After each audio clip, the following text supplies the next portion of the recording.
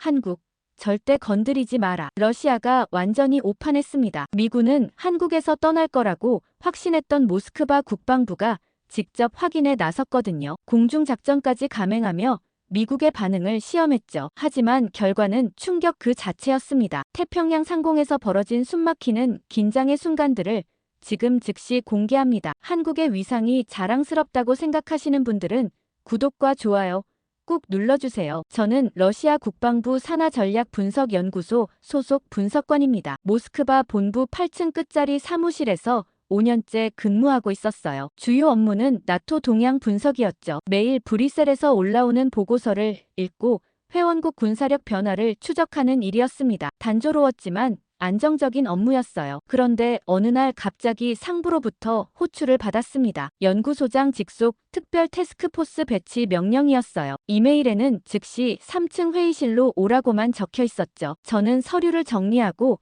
자리에서 일어났습니다. 엘리베이터를 타고 내려가는 동안 머릿속이 복잡했어요. 특별 태스크포스라는 건 보통 긴급하고 민감한 사안일 때만 구성되거든요. 회의실 문을 열자 이미 3명이 앉아 있었습니다. 모두 낯선 얼굴이었죠. 다른 부서에서 차출된 사람들인 것 같았어요. 연구소장이 문을 닫으며 입을 열었습니다. 자네들에게 중요한 임무를 맡기겠네. 그의 목소리는 평소보다 무거웠어요. 우크라이나 전쟁 이후 나토 확장 가능성 평가일세. 서방 측 움직임을 면밀히 분석해야 하네. 저는 고개를 끄덕였습니다. 예상 가능한 주제였어요. 우크라이나 전쟁 이후 핀란드와 스웨덴이 나토에 가입했죠. 다음 타깃이 어디인지 분석하는 건 당연한 수순이었습니다. 하지만 연구소장의 다음 문장이 모든 걸 바꿔놓았어요. 특히 한국의 나토 가입 가능성을 중점적으로 분석하게. 한국이요? 제 옆에 앉은 동료가 되물었습니다. 그의 목소리에 당혹감이 묻어났어요. 맞네, 한국. 연구소장이 단호하게 답했습니다. 최근 정보에 따르면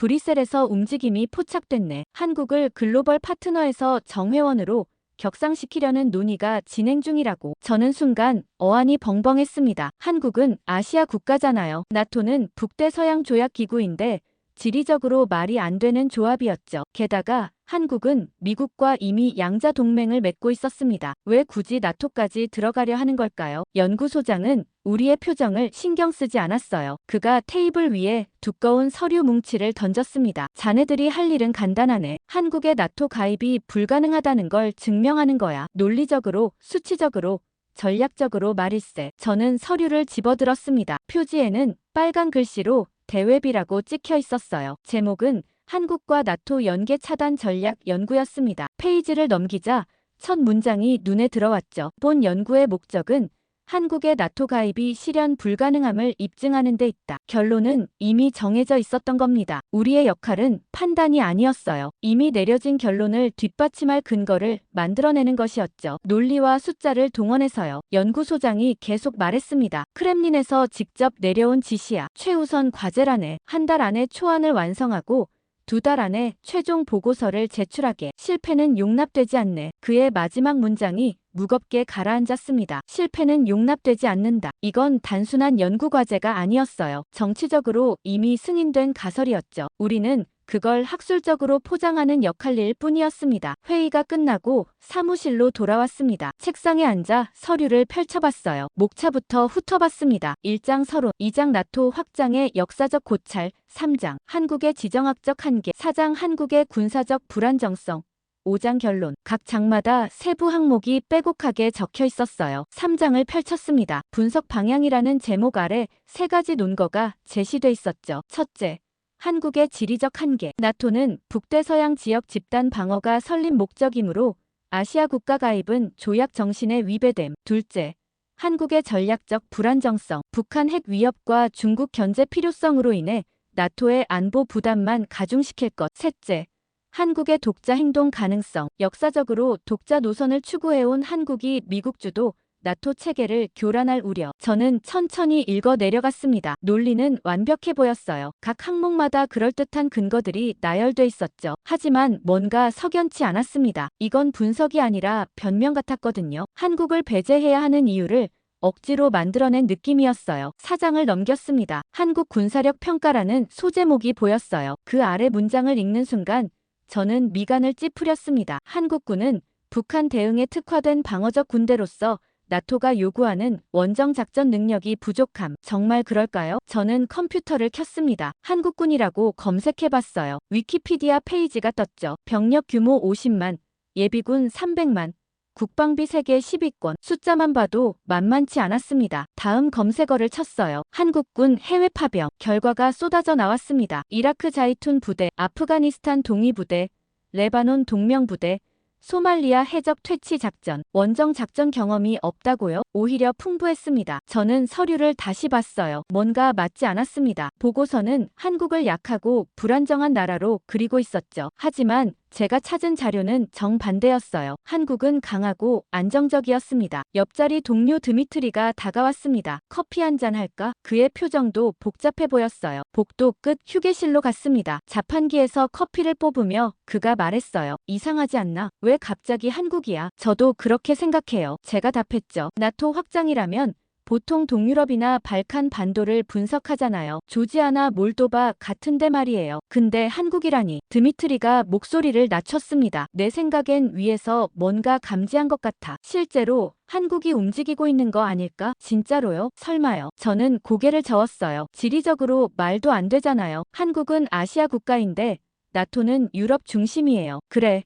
말은 안 되지. 그가 커피를 한 모금 마셨습니다. 근데 요즘 세상에 뭐가 말이 돼? 우크라이나 전쟁도 시작 전엔 누가 믿었어? 핀란드, 스웨덴도 중립국이었는데 가입했잖아. 저는 대답하지 않았습니다. 그의 말이 맞았거든요. 사무실로 돌아와 다시 자료를 읽었습니다. 이번엔 서론 부분이었어요. 연구 배경이라는 항목에 최근 동향이 정리돼 있었죠. 2022년 한국 대통령 나토 정상회담 참석, 2023년 한국 나토 연락사무소 개설 논의, 2024년 한국군 나토 합동훈련 참가 확대. 단순한 협력이 아니었습니다. 단계적으로 관계를 심화하고 있었어요. 저는 메모지를 꺼내 적기 시작했습니다. 한국이 왜 나토에 관심을 가질까? 중국 견제, 북한 억지력 강화, 아니면 미국 동맹을 넘어선다자 안보 체계 구축. 각 항목마다 그럴듯한 이유가 있었습니다. 그런데 적다 보니 이상한 생각이 들었어요. 이 모든 이유가 나토 입장에서도 매력적이지 않을까? 중국을 견제하려면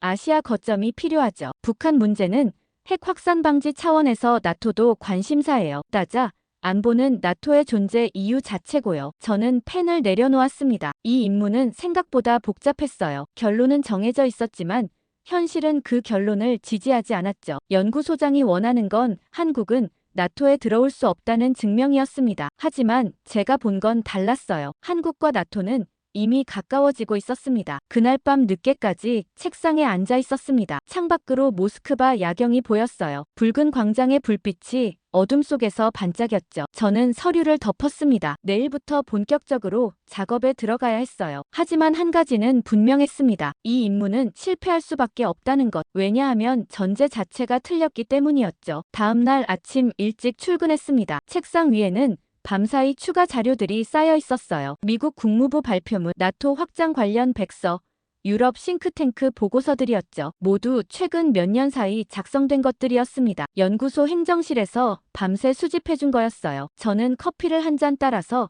자리에 앉았습니다. 창밖으로 모스크바 아침 풍경이 보였어요. 회색빛 하늘 아래 사람들이 분주히 움직이고 있었죠. 저는 첫 번째 문서를 집어들었습니다. 미국 국방부 예산안 분석이었어요. 표지부터 심상치 않았습니다. 2020년에서 2024년 해외 주둔 비용 변화 추이라고 적혀 있었죠. 페이지를 넘기는데 눈에 띄는 표가 나왔습니다. 주요 해외 주둔 비용 증가율이라는 제목이었어요. 숫자들을 하나씩 읽어 내려갔죠. 중동 지역 마이너스 12%, 유럽 지역 마이너스 8%, 아프리카 지역 마이너스 15%, 아시아, 태평양 지역 마이너스 5%, 모든 지역이 마이너스였습니다. 숫자가 명확했어요. 미국은 전 세계적으로 병력을 줄이고 있었습니다. 이건 추세가 아니라 정책이었죠. 우크라이나 전쟁 이후에도 이 방향은 바뀌지 않았어요. 오히려 더 가속화됐습니다. 저는 형광펜으로 표 전체에 줄을 그었습니다. 이건 우리 보고서에 쓸 수 있는 완벽한 근거였어요. 객관적이고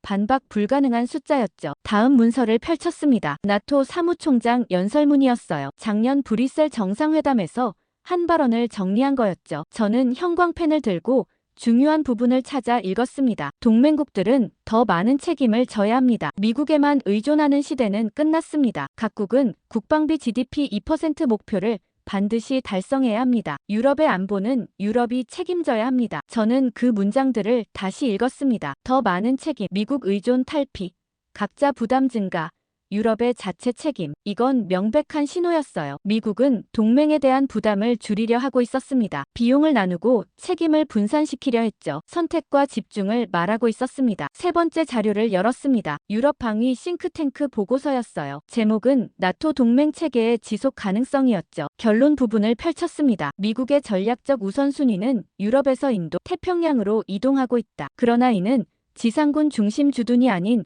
해양 및 공군력 투사를 의미한다. 고정기지 유지 비용은 새로운 전략과 충돌한다. 저는 노트에 적기 시작했습니다. 미국 전략 변화 키워드, 유럽에서 인도, 태평양으로, 지상군에서 해공군으로, 고정기지에서 유연 배치로, 비용 증가 억제. 모든 키워드가 한 방향을 가리키고 있었어요. 감축, 재배치, 효율화. 드미트리가 제자리로 왔습니다. 뭐 찾았어? 그가 물었어요. 의자를 끌어당기며 앉았죠. 많이요. 저는 자료들을 보여줬습니다. 미국은 해외 주둔 비용을 계속 줄이고 있어요. 모든 지역에서요. 나토도 회원국들한테 자체 부담을 늘리라고 압박하고 있고요. 그게 한국이랑 무슨 상관인데? 드미트리가 고개를 갸우뚱했어요. 한국은 그 기준에 정확히 들어맞아요. 저는 설명을 시작했죠. 주둔 비용이 크고 정치적으로 민감하며 작은 충돌이라도 곧 확전으로 번질 수 있는 지역이잖아요. 게다가 지상군이 집중 배치돼 있어요. 미국이 부담을 줄이려면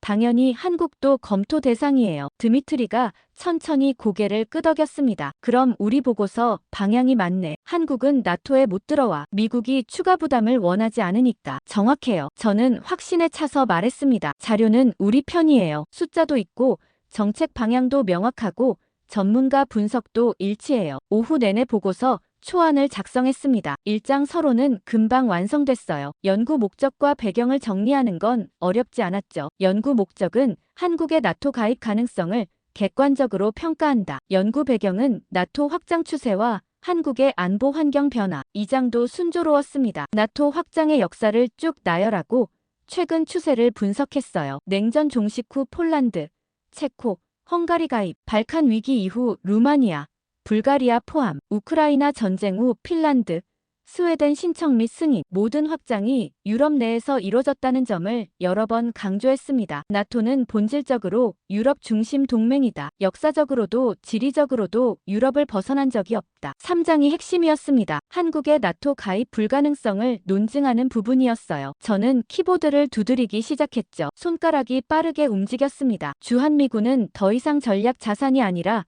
관리 비용이 과도한 부담이다. 미국의 전략적 우선순위는 중동에서 인도, 태평양으로 이동했으나 이는 해양 전력 중심의 재배치를 의미한다. 한반도 지상군 주둔은 이 새로운 전략과 맞지 않는다. 고정기지 유지에 드는 비용 대비 전략적 효용이 감소하고 있다. 문장이 술술 나왔습니다. 논리가 명확했거든요. 미국은 비용을 줄이려 하고 전략을 바꾸려 하며 부담을 덜려 한다. 한국은 그 부담의 상징이다. 따라서 한국을 나토로 끌어들일 이유가 없다. 다음 문단을 이어갔습니다. 한국의 나토 가입은 다음과 같은 이유로 실현 불가능하다. 첫째, 미국의 재정적 부담 증가. 한국 방어를 나토 집단방위 의무로 확대할 경우 추가 비용 발생 불가피. 둘째, 중국과의 불필요한 긴장 조성. 나토의 아시아 진출은 중국을 자극하여 신냉전 구도 심화. 셋째, 북한 변수의 예측 불가능성. 한반도 분쟁 시 나토 전체가 자동 개입하는 리스크 감수 불가. 각 항목마다 세부 근거를 붙였습니다. 통계 자료,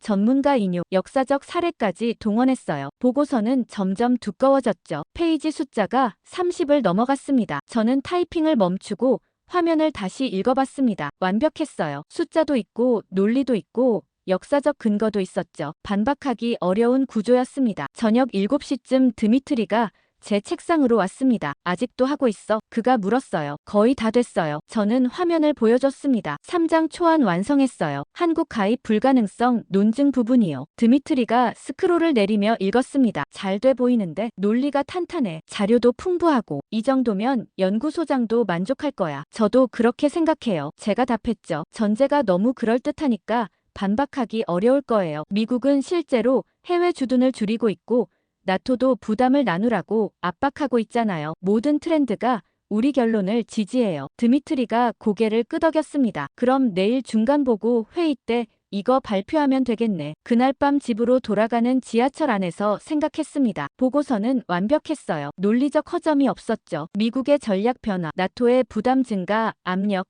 한국의 지정학적 리스크, 모든 요소가 우리 결론을 뒷받침했습니다. 한국은 나토에 들어올 수 없다. 아니, 들어와서는 안 된다. 창밖으로 모스크바 거리가 지나갔습니다. 눈이 내리기 시작했어요. 흰 눈이 어둠 속에서 반짝이며 천천히 떨어졌죠. 거리의 가로등 불빛이 눈송이를 비추고 있었습니다. 저는 가방 속 노트북을 쳐다봤습니다. 그 안에 우리의 결론이 들어있었어요. 30페이지가 넘는 논증이요. 다음날 오전 회의실에 태스크포스 전원이 모였습니다. 연구소장도 참석했어요. 테이블 중앙에는 프로젝터가 설치돼 있었죠. 저는 노트북을 연결하고 프레젠테이션을 준비했습니다. 화면에 첫 슬라이드를 띄웠어요. 한국 나토 가입 불가능성 분석, 미국 전략 변화를 중심으로. 연구소장이 팔짱을 끼고 의자에 앉았습니다. 시작하게. 그의 목소리는 무겁고 권위적이었어요. 저는 리모컨을 들고 발표를 시작했습니다. 먼저 미국 국방부 예산 추이를 보여드리겠습니다. 슬라이드가 넘어갔어요. 표와 그래프가 나타났죠. 모든 지역에서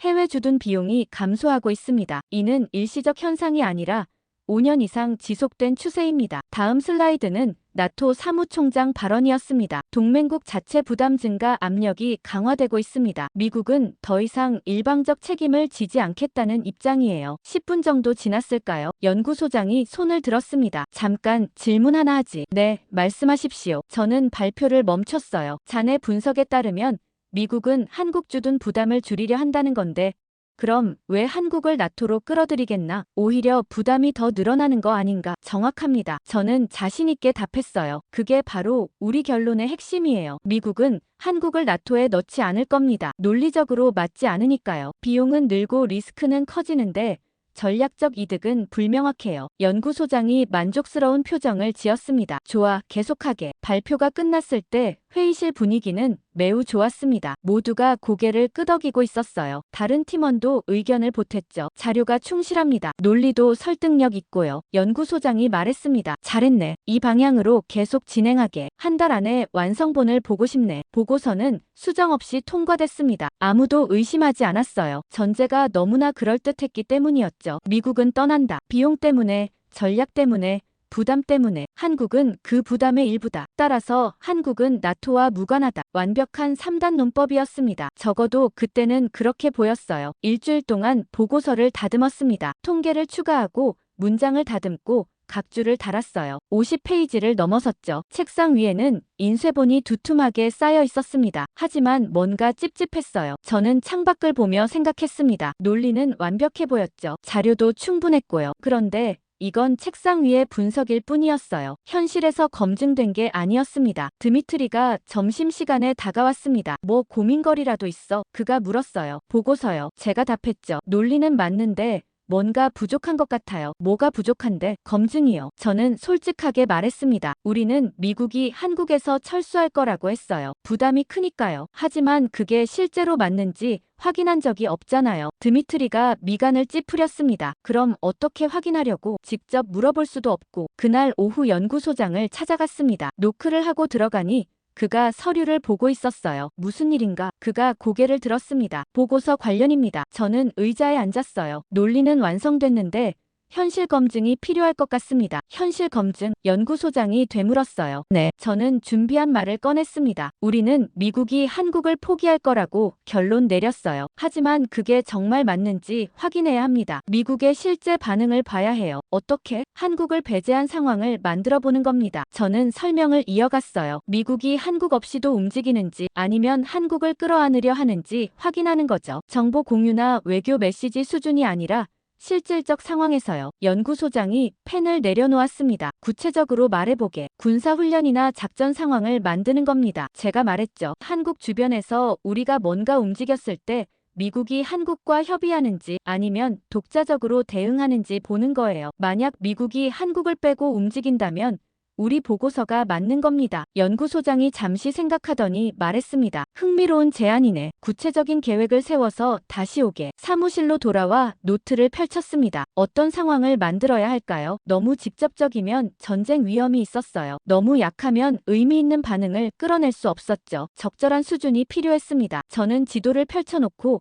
한반도 주변을 봤습니다. 한국 방공식별구역이 눈에 들어왔어요. 카디즈라고 불리는 구역이었죠. 여기에 우리 군용기를 보내면 어떨까요? 교전 규칙을 넘지 않는 선에서요. 의도는 명확하지만 명분은 훈련. 미국이 어떻게 반응하는지 볼 수 있을 것 같았습니다. 드미트리를 불렀습니다. 이것 좀 봐. 제가 지도를 보여줬어요. 카디즈 외곽으로 우리 전투기를 보내는 거야. 훈련 명목으로. 위험하지 않아? 그가 걱정스럽게 물었어요. 교전은 안 돼. 저는 설명했죠. 카디즈는 영공이 아니에요. 국제법상 자유비행이 가능한 공역이죠. 우리는 그냥 훈련하는 척하면 돼요. 높이와 거리를 조절해서 위협적이지만 불법은 아니게. 그럼 미국이 뭘 할 건데? 그게 핵심이에요. 저는 노트에 적기 시작했어요. 만약 미국이 한국과 긴밀히 협의하면서 대응한다면 우리 보고서가 틀린 겁니다. 미국은 여전히 한국을 중요하게 보는 거죠. 하지만 미국이 경고만 하고 직접 개입하지 않는다면 우리가 맞는 거예요. 드미트리가 천천히 고개를 끄덕였습니다. 그럼 한국 반응은 한국이 단독으로 움직이려 할 겁니다. 저는 예상했어요. 하지만 미국 승인 없이는 제한적일 거예요. 결국 미국 판단을 기다릴 수밖에 없죠. 우리가 원하는 결론은 그거예요. 한국은 미국 없이 독자 행동을 못한다는 거. 다음 날 연구소장에게 계획서를 제출했습니다. 한국 배제 실험이라는 제목이었어요. 목적, 방법, 예상 결과를 상세히 적었죠. 연구소장이 계획서를 읽더니 전화를 들었습니다. 국방부 작전국이었어요. 그가 몇 마디 나눈 후 전화를 끊었습니다. 승인됐네. 그가 말했어요. 2주 후에 실행한다네. 공군이 움직일 거야. 정말요? 저는 놀랐어요. 이렇게 빨리 진행될 줄 몰랐거든요. 위에서 관심이 많네. 연구소장이 말했습니다. 크렘린도 자네 아이디어를 높이 샀어. 한국을 배제한 상황에서 미국이 실제로 개입하는지 시험하는 거 좋은 방법이라고 하더군. 그날 저녁 집으로 가면서 복잡한 기분이었습니다. 제 제안이 실제 작전이 되다니요. 처음엔 단순히 보고서를 보완하려는 생각이었어요. 하지만 이제 진짜가 됐죠. 2주 후면 우리 공군이 한국 근처 상공을 비행할 겁니다. 미국과 한국이 어떻게 반응하는지 보게 되는 거예요. 지하철 창밖으로 모스크바 야경이 지나갔습니다. 불빛들이 어둠 속에서 반짝이고 있었어요. 저는 가방 속 계획서 사본을 만졌습니다. 한국 배제 실험. 그 단어가 머릿속에서 맴돌았어요. 다음 날부터 작전 세부 사항을 조율하기 시작했습니다. 국방부 작전국과 매일 회의를 했어요. 비행 고도, 항로, 시간, 편대 규모를 정했죠. 모든 게 계산됐습니다. 위협적이지만 도발적이지 않게, 명확하지만 불법은 아니게. 드미트리가 물었습니다. 한국이 정말 미국 없이는 못 움직일까? 우리 계산으로는 그래요. 저는 답했죠. 한국군은 전시작전 통제권이 미국에 있어요. 중요한 결정은 미국과 협의해야 하죠. 독자 행동에는 한계가 있을 겁니다. 일주일이 지났습니다. 작전 준비는 차질 없이 진행됐어요. 공군에서 조종사 브리핑이 시작됐고 항로가 최종 확정됐죠. 연구소장이 저를 불렀습니다. 작전 당일 상황실에 들어오게. 그가 말했어요. 실시간으로 반응을 분석해야 하니까. 미국과 한국의 통신을 모니터링할 거야. 자네가 즉각 평가를 내려줘야 해. 알겠습니다. 저는 긴장했어요. 최종 점검 회의가 열렸습니다. 국방부 차관까지 참석했어요. 목적을 다시 확인하겠습니다. 차관이 말했습니다. 미국이 한국 없이 독자 대응하는지 확인하는 것. 한국이 미국 승인 없이 독자 행동하는지 관찰하는 것. 이 두 가지가 핵심이네. 맞습니다. 제가 답했어요. 만약 미국이 한국과 긴밀히 협의한다면 우리 가설이 틀린 겁니다. 하지만 미국이 경고만 하고 직접 개입하지 않는다면 우리가 맞는 거죠. 주한미군 철수 가능성이 현실이라는 증거가 되는 겁니다. 차관이 고개를 끄덕였습니다. 좋아, 진행하게. 하루 전 잠이 오지 않았습니다. 침대에 누워 천장을 보며 생각했어요. 내일이면 답을 알게 됩니다. 미국은 정말 한국에서 떠나려는 걸까요? 우리 보고서가 맞는 걸까요? 아니면 우리가 뭔가 놓친 걸까요? 새벽 4시쯤 잠이 들었습니다. 꿈속에서 전투기들이 하늘을 날고 있었어요. 그 아래로 한반도가 보였죠. 작은 땅덩어리였지만 왠지 무겁게 느껴졌습니다. 작전 당일 아침 일찍 국방부 지하 상황실로 향했습니다. 새벽 6시였어요. 거리는 아직 어두웠고 차가운 바람이 불고 있었죠. 모스크바 거리는 텅 비어 있었습니다. 가로등만 외롭게 빛나고 있었어요. 택시에서 내려 국방부 청사 정문을 통과했습니다. 경비가 신분증을 꼼꼼히 확인하고 임시 출입증을 내줬어요. 특별작전 참관이라고 적혀 있었죠. 지하 3층으로 내려가는 엘리베이터를 탔습니다. 버튼을 누르니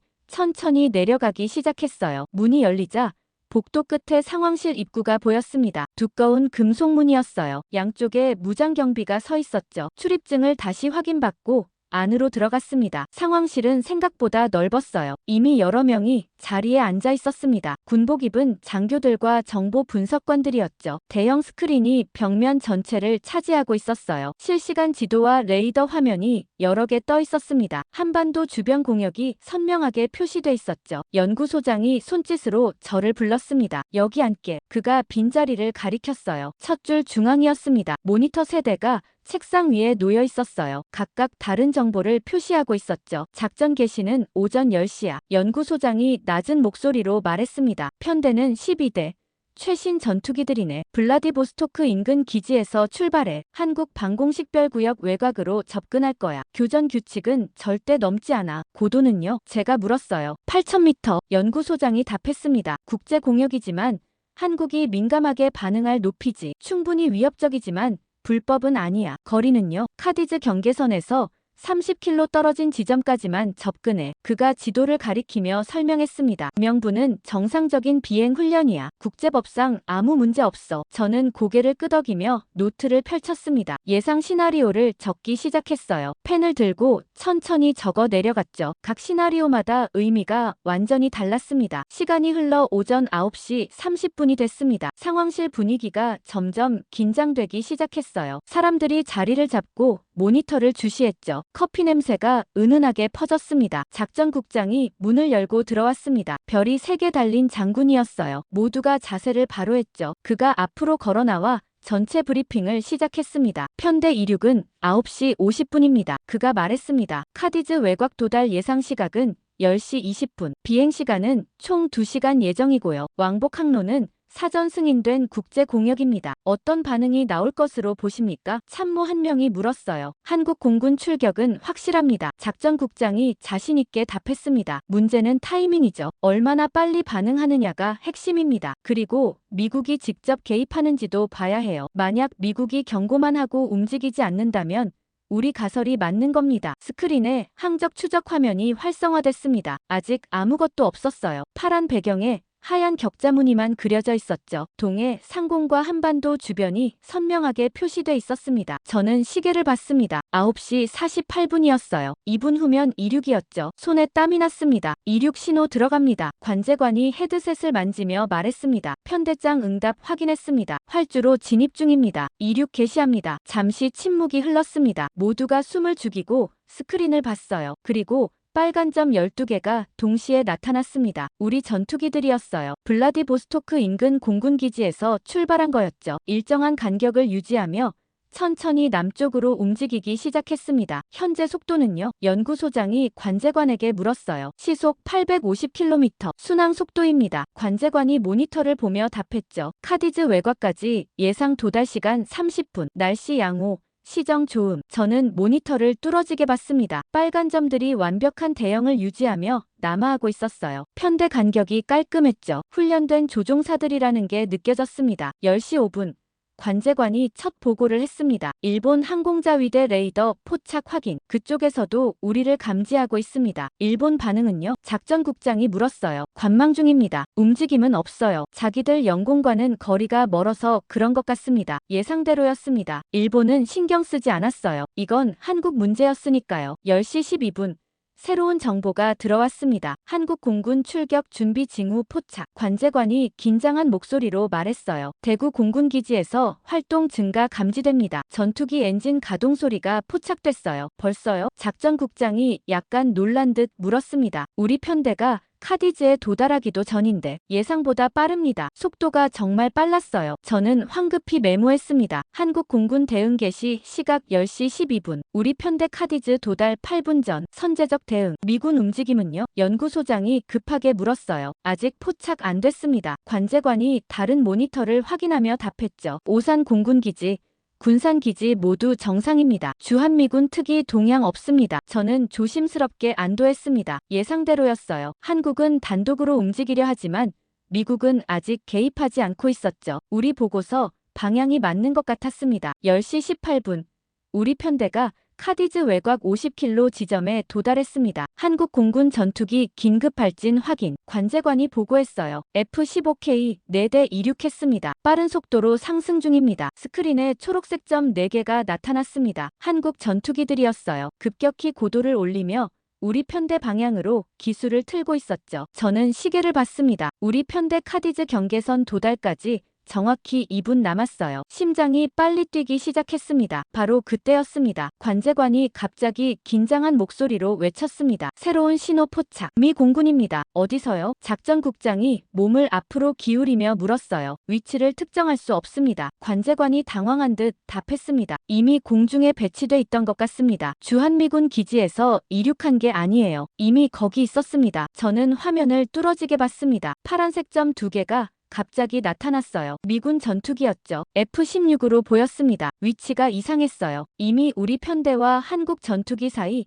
중간 지점에 있었습니다. 사전 배치였다는 뜻이었죠. 경고 교신 들어옵니다. 관제관이 헤드셋을 조정하며 말했습니다. 미 공군에서 우리 편대장에게 직접 경고 중입니다. 내용은요. 국제공역 비행 자제 요청입니다. 어조가 명확한 경고 톤입니다. 외교적 수사는 없어요. 저는 펜을 놓았습니다. 뭔가 완전히 잘못됐어요. 미군이 너무 빨리 나타났습니다. 이미 공중에 있었다는 게 설명이 안 됐죠. 그들은 우리 작전을 예상했던 걸까요? 아니면 항상 적이 있었던 걸까요? 외교 채널 통한 항의는요? 연구소장이 물었습니다. 없습니다. 관제관이 고개를 저으며 답했어요. 정식 경고문도 없고 외교 절차도 없습니다. 그냥 공중에서 기동으로 차단하고 있어요. 물리적 봉쇄입니다. 화면을 자세히 보니 미군 전투기 2대가 우리 편대 정면에서 선회 기동을 하고 있었습니다. 진입로를 막는 형태였어요. 한국 전투기 4대는 후방에서 빠르게 접근 중이었죠. 앞뒤로 협공 태세였습니다. 완벽한 협응 작전이었어요. 미군과 한국군이 동시에 마치 하나의 지휘체계처럼 움직이고 있었습니다. 사전 협의도 없이요. 무전 교신도 없이요. 마치 수없이 연습한 각본처럼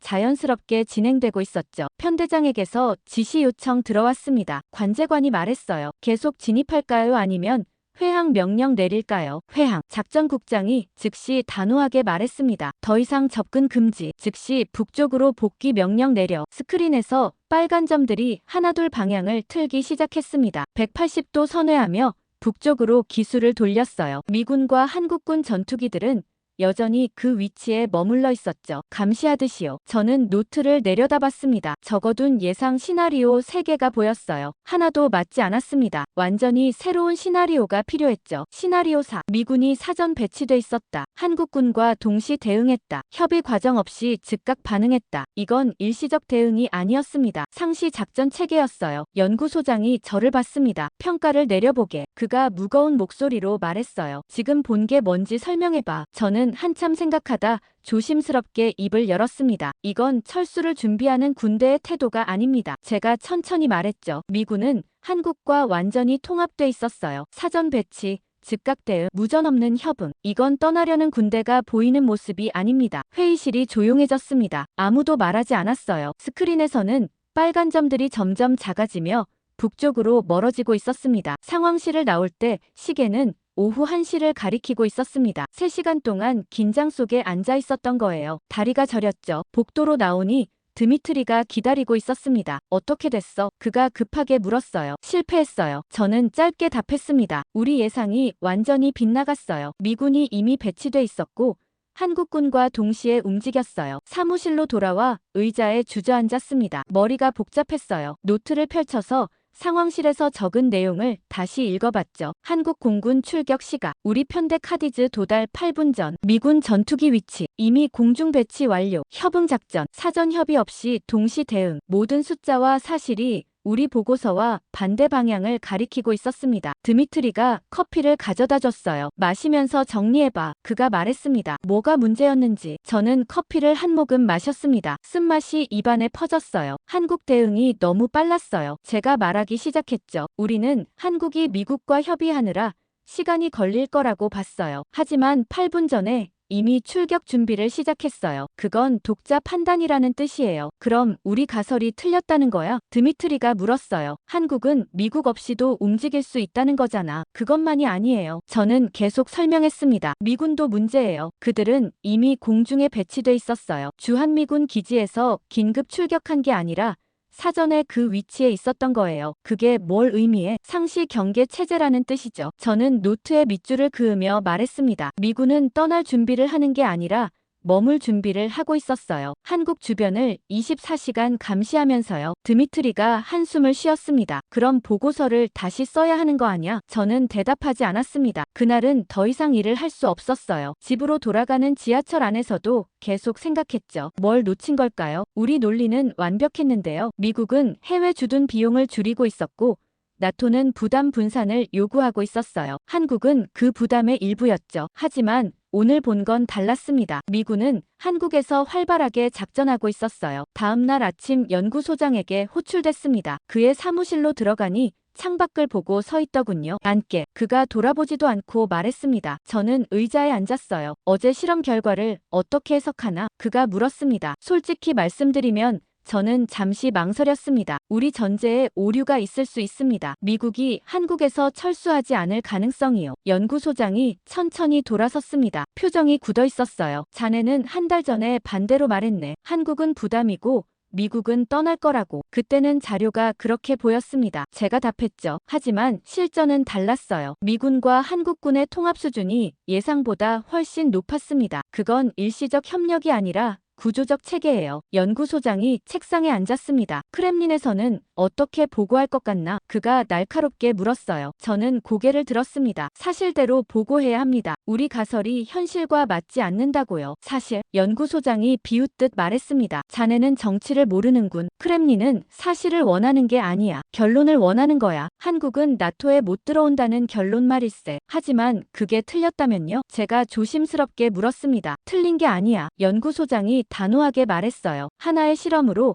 전체 논리를 뒤집을 순 없어. 어제는 변수가 있었던 거지. 우연이었을 수도 있고 우연이 아니었습니다. 저는 확신했어요. 미군은 사전 배치돼 있었어요. 그건 계획된 거예요. 상시 작전이라고요. 그럼 다시 검증하면 되지 않나? 연구소장이 말했습니다. 다른 방식으로 시도해보게. 어제 하나만 보고 판단하지 말고. 저는 사무실로 돌아와 책상에 앉았습니다. 다시 검증하라고요. 다른 방식으로요. 하지만 어제 본 게 명확했는데 뭘 더 확인해야 할까요? 드미트리가 다가왔습니다. 연구소장이 뭐래? 다시 검증하래요. 저는 지친 목소리로 답했습니다. 어제 결과를 인정하지 않으시더라고요. 그럼 어떻게 할 건데? 모르겠어요. 저는 솔직하게 말했죠. 어제 본 게 전부인데 뭘 더 봐야 할지. 점심시간에 혼자 식당에 갔습니다. 사람들 사이에 섞여 앉았지만 대화는 귀에 안 들어왔어요. 머릿속이 복잡했거든요. 식판위 음식도 제대로 맛을 느낄 수 없었습니다. 오후에 자료실로 내려갔습니다. 최근 한국 관련 정보를 더 찾아보려고요. 서가 사이를 걸으며 파일들을 뒤적였죠. 한미동맹,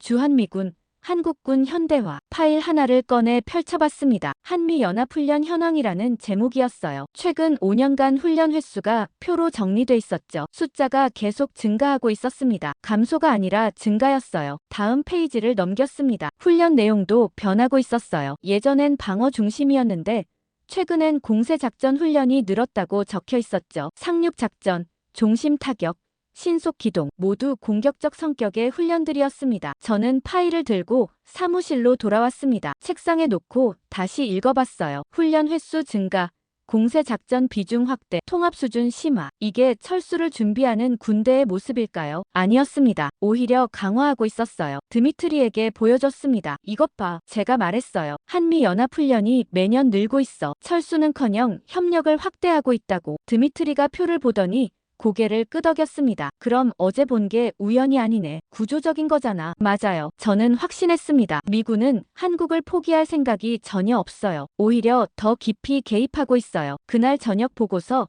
수정안을 작성하기 시작했습니다. 하지만 몇 줄 쓰다가 멈췄어요. 뭘 써야 할지 모르겠더라고요. 우리 결론을 유지하자니 현실과 안 맞았고 결론을 바꾸자니 연구소장이 받아들이지 않을 게 뻔했죠. 창밖을 보니 어둠이 내리고 있었습니다. 모스크바 불빛들이 하나둘 켜지기 시작했어요. 저는 노트북 화면을 보며 생각했습니다. 우리는 한국이 단독으로 움직이지 못한다고 판단했어요. 미국 종속적이라고 봤죠. 하지만 어제 한국은 8분 먼저 반응했습니다. 독자 판단으로요. 우리는 미국이 직접 개입하지 않을 거라고 예상했어요. 부담이 크니까요. 하지만 미군은 이미 그 자리에 배치돼 있었습니다. 상시 경계 체제로요. 결론은 하나였습니다. 우리가 한국을 완전히 잘못 읽고 있었던 거예요. 그리고 미국도요. 밤 11시가 넘어서야 집으로 돌아갔습니다. 지하철은 텅 비어 있었어요. 혼자 앉아서 창밖 어둠을 보며 생각했죠. 내일 연구소장한테 뭐라고 보고해야 할까요? 사실대로 말하면 받아들여지지 않을 거예요. 하지만 거짓말은 할 수 없었습니다. 집에 도착해 침대에 누웠습니다. 천장을 보며 한참을 뒤척였어요. 잠은 쉽게 오지 않았습니다. 머릿속에서는 계속 어제 상황실 장면이 재생됐죠. 빨간 점들, 초록 점들, 파란 점들, 그리고 그들이 만들어낸 완벽한 협응. 새벽 2시쯤 겨우 잠이 들었습니다. 다음날 아침 일찍 출근했습니다. 어젯밤 제대로 못 잤지만 정신은 또렷했어요. 사무실에 도착하니 드미트리가 이미 와 있었습니다. 뭔가 큰일 났어. 그가 급하게 말했어요. 무슨 일인데? 제가 가방을 내려놓으며 물었죠. 어젯밤에 또 작전이 있었대. 우리가 모르는 사이에. 그리고 이번엔 뭔가 이상한 일이 벌어졌다고 하더라. 저는 재킷도 벗지 않고 그의 책상으로 갔습니다. 자세히 말해봐. 정확한 내용은 나도 몰라. 드미트리가 모니터를 가리켰어요. 아까 국방부에서 긴급 보고서가 왔는데 열람 권한이 우리한테 없대. 연구소장만 볼 수 있다고 하더라고. 저는 연구소장 사무실로 향했습니다. 문을 두드리니 들어오라는 목소리가 들렸어요. 안으로 들어가자 그가 심각한 표정으로 서류를 보고 있었습니다. 어젯밤 작전 들었나? 그가 고개를 들며 물었습니다. 드미트리한테 대략 들었습니다. 무슨 일입니까? 앉게. 연구소장이 서류를 제 앞으로 밀었어요. 직접 읽어보게. 저는 서류를 집어들었습니다. 제목은 긴급 상황 보고서였어요. 작성 시각은 새벽 3시였죠. 첫 문장부터 심상치 않았습니다. 어젯밤 11시 20분 중국 공군 전투기 편대가 계획된 항로로 진입했다. 중국이요? 저는 고개를 들었습니다. 우리가 아니라요? 우리도 몰랐어. 연구소장이 답했습니다. 중국이 독자적으로 작전을 진행한 거야. 우리 실험과 비슷한 방식으로. 한국 방공식별구역 근처 말일세. 저는 계속 읽어 내려갔습니다. 중국 공군 제2-20 스텔스 전투기 8대가 한국 카디즈 서쪽 외곽으로 접근했다. 고도 7,000m. 속도 시속 900km. 명목은 야간 훈련이었다. 다음 문단이 핵심이었습니다. 11시 22분. 한국 공군 출격 준비 포착. 11시 24분. 한국 F-35편대 긴급 발진 확인. 대응 시각이 2분이었어요. 우리 작전 때보다 훨씬 빨랐죠. 저는 눈을 크게 뜨고 다음 페이지를 넘겼습니다. 그런데 11시 25분에 예상치 못한 상황이 발생했다고 적혀 있었어요. 관제 화면에 새로운 신호 포착. 미 공군 전투기로 확인됨. 위치는 한국 전투기보다 앞선 지점. 이미 중국 편대 진입로 상에 배치돼 있었음. 저는 숨을 멈췄습니다. 또 같은 패턴이었어요. 미군이 이미 그 자리에 있었던 겁니다. 더 놀라운 건 다음 내용이었습니다. 미 공군 전투기와 한국 공군 전투기가 거의 동시에 중국 편대를 차단하는 기동을 실시했다. 사전 교신 없음, 지휘 명령 교환 없음, 마치 사전에 계획된 것처럼 완벽한 협응 작전을 전개했다. 저는 서류를 내려놓았습니다. 이건 우연이 아니에요. 제가 말했죠. 미군과 한국군이 통합작전 체계를 갖추고 있는 겁니다. 일상적으로요. 연구소장이 고개를 끄덕였습니다. 자네 말이 맞는 것 같네. 그가 무거운 목소리로 말했어요. 중국 측도 당황했다고 하더군. 자기들은 단순 훈련이었는데 반응이 너무 빨랐다고. 경고 교신은요? 있었네. 연구소장이 다른 페이지를 펼쳤습니다. 미 공군이 중국어로 경고 방송을 했다고 해. 그것도 아주 명확하게. 영공 접근 중단. 즉시 방향 전환 요구. 외교 채널은요? 없었어. 그게 중요한 거야. 연구소장이 강조했습니다. 외교부 통하지 않고 현장에서 바로 차단했어. 그건 사전 승인된 교전 규칙이 있다는 뜻이네. 저는 다시 서류를 읽었습니다. 마지막 문단에 결과가 적혀 있었어요. 중국 편대는 11시 32분 방향을 전환했다. 카디즈 경계선 진입 실패. 미군과 한국군 전투기는 중국 편대가 완전히 이탈할 때까지 추적 감시를 지속했다. 작전 시간 총 12분. 12분 만에 끝났다는 겁니다. 저는 의자에 기대며 한숨을 쉬었어요. 이제 확실해졌습니다. 제가 말했죠. 우리 실험 때도 그랬고 중국 작전 때도 똑같았어요. 미군은 항상 배치돼 있고 한국군과 완벽하게 협응해요. 이건 구조예요. 연구소장이 창밖을 보며 말했습니다. 크렘린이 이 보고서를 보면 뭐라고 할까? 우리 결론이 틀렸다고 할 겁니다. 저는 솔직하게 답했어요. 미군은 한국에서 철수하지 않아요. 오히려 더 깊숙이 통합돼 있어요. 한국을 나토로 끌어들이지 않을 이유가 없죠. 연구소장이 돌아섰습니다. 그럼 보고서를 어떻게 수정할 건가? 결론을 바꿔야 합니다. 저는 단호하게 말했습니다. 한국의 나토 가입 가능성은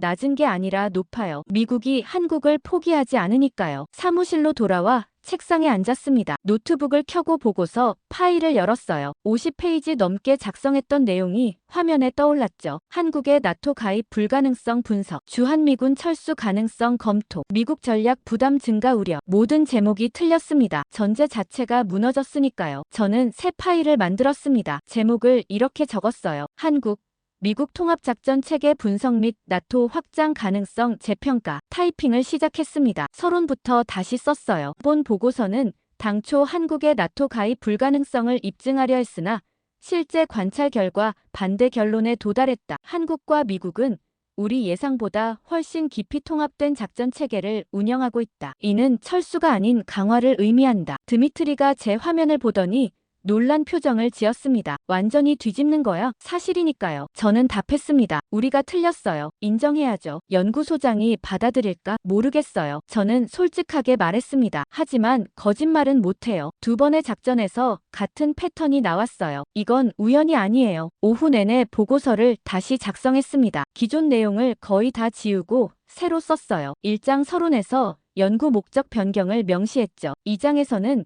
두 번의 공중작전 관찰 결과를 상세히 기술했습니다. 3장에서는 한미 통합작전 체계의 특징을 분석했어요. 사전 배치된 미군 자산, 즉각적 협응 대응, 교신 없는 완벽한 협력, 외교 절차 생략한 현장 차단. 모든 요소가 구조적 통합을 증명하고 있었죠. 4장이 결론이었습니다. 저는 신중하게 문장을 골라 썼어요. 미국은 한국에서 철수를 고려하지 않고 있다. 오히려 작전 통합 수준을 심화하고 있다. 이는 한국을 나토 체계로 확장할 가능성을 시사한다. 미국에게 한국은 부담이 아니라 핵심 자산이다. 저녁 7시가 넘어서야 초안을 완성했습니다. 30페이지 분량이었어요. 기존 보고서의 절반 정도였지만 내용은 훨씬 충실했죠. 연구소장에게 이메일로 보냈습니다. 제목은 긴급 수정 보고서라고 적었어요. 10분 후 전화가 왔습니다. 연구소장이었어요. 지금 당장 올라오게. 그의 목소리는 차가웠습니다. 사무실로 들어가니 그가 프린트된 보고서를 들고 서 있었어요. 이게 뭔가? 그가 물었습니다. 수정 보고서입니다. 저는 차분하게 답했어요. 관찰 결과를 반영했습니다. 자네는 결론을 완전히 뒤집었어. 연구소장이 서류를 책상에 내던졌습니다. 크렘린이 원하는 게 이거라고 생각하나? 크렘린은 사실을 알아야 합니다. 제가 말했죠. 틀린 결론을 보고하면 나중에 더 큰 문제가 생겨요. 한국은 나토로 갈 수 있어요. 미국이 막지 않을 테니까요. 연구소장이 한참 저를 보더니 한숨을 쉬었습니다. 자네 고집이 세구먼. 그가 말했어요. 좋아. 이 보고서 제출하겠네. 하지만 책임은 자네가 져야 할 거야. 알겠습니다. 저는 고개를 숙였습니다. 사무실을 나와 복도를 걸었습니다. 창밖으로 모스크바 야경이 보였어요. 저는 걸음을 멈추고 불빛들을 바라봤습니다. 이제 공은 크렘린으로 넘어갔어요. 그들이 어떻게 반응할지는 모르겠지만 저는 할 일을 했습니다. 진실을 보고한 거죠. 사흘이 지났습니다. 크렘린으로부터 아무런 반응이 없었어요. 연구소는 이상하게 조용했죠. 동료들이 저를 피하는 것 같았습니다. 복도에서 마주치면 눈인사만 하고 지나갔어요. 드미트리만 여전히 말을 걸어줬습니다. 위에서 뭐라고 하던가. 그가 점심시간에 물었어요. 아무 소식 없어요. 저는 답했습니다. 그게 더 무서워요. 보통은 바로 피드백이 오거든요. 목요일 오후 연구소장이 저를 불렀습니다. 사무실로 들어가니 낯선 사람 2명이 앉아 있었어요. 양복을 입은 중년 남자들이었죠. 소개하지. 연구소장이 말했습니다. 국방부 정보국에서 나오신 분들이야. 자네 보고서 검증하러 왔네. 검증이요? 저는 긴장했습니다. 앉게. 그중 한 명이 말했어요. 몇 가지 질문하겠네. 저는 의자에 앉았습니다. 심장이 빨리 뛰기 시작했어요. 보고서에 2번의 공중작전을 관찰했다고 적었는데 그가 서류를 보며 말했습니다. 미군과 한국군이 사전 협의 없이 협응했다고 했지? 네, 맞습니다. 제가 답했어요. 2번 다요. 어떻게 확신하나? 사전 협의가 없었다는 걸 통신 기록을 분석했습니다. 저는 설명했습니다. 미군과 한국군 사이에 교신이 없었어요. 하지만 그들은 완벽하게 협응했죠. 그건 이미 정해진 절차가 있다는 뜻입니다. 다른 사람이 끼어들었습니다. 그게 나토 가입과 무슨 상관인가? 직접적 관련이 있습니다. 저는 천천히 답했어요. 미군이 한국을 포기하지 않는다는 증거니까요. 오히려 더 깊이 통합하고 있어요. 그 상태에서 한국을 나토로 확장하는 건 자연스러운 수순입니다. 질문이 1시간 넘게 이어졌습니다. 관찰 방법, 데이터 분석, 결론 도출 과정을 모두 설명해야 했어요. 저는 준비한 자료를 하나씩 보여주며 답했죠. 마침내 2사람이 자리에서 일어났습니다. 보고서는 합리적이네. 한 명이 말했습니다. 크렘린에 그대로 올라갈 거야. 그들이 나간 후 연구소장이 말했습니다. 자네 운이 좋았어. 저쪽에서도 같은 정보를 포착했나봐. 자네 분석을 신뢰하더군. 저는 안도의 한숨을 쉬었습니다. 그날 저녁 집으로 돌아가는 길에 편의점에 들렀습니다. 맥주를 사서 집에 와 소파에 앉았어요. 캔을 따서 한 모금 마셨죠. 쓴맛이 목을 타고 내려갔습니다. 텔레비전을 켰습니다. 뉴스가 나오고 있었어요. 앵커가 국제 정세를 보도하고 있었죠. 갑자기 화면이 바뀌었습니다. 속보라는 자막이 떴어요. 한반도 상공에서 또 다른 사건이 발생했다는 내용이었습니다. 저는 맥주캔을 내려놓고 볼륨을 높였어요. 오늘 오후 3시경 러시아 공군 폭격기 2대가 동해 상공을 비행하던 중 한국 및 미국 전투기의 대응을 받았습니다. 앵커가 말했습니다. 양측 전투기가 러시아 폭격기를 근접 추적했으며 경고 교신을 보낸 것으로 알려졌습니다. 화면에 지도가 나타났습니다. 비행 경로가 표시돼 있었어요. 우리 폭격기가 어디를 날았는지 보였죠. 저는 화면을 뚫어지게 봤습니다. 또 같은 패턴이었어요. 한국군과 미군이 동시에 대응했다는 겁니다. 러시아 국방부는 이를 정상적인 훈련 비행이라고 밝혔으나 한국과 미국은 강력히 항의했습니다. 앵커가 계속 말했습니다. 특히 미 공군의 대응 속도가